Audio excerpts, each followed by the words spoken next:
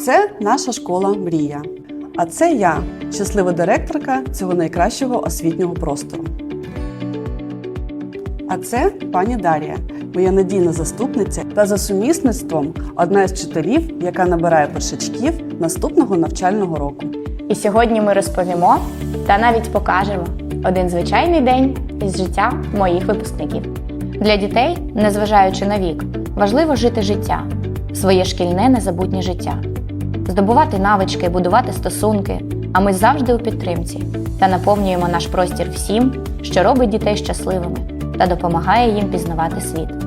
Бажання навчатися, очі, які світяться, щасливі спогади про шкільні роки – це те, що є сенсом нашої справи життя.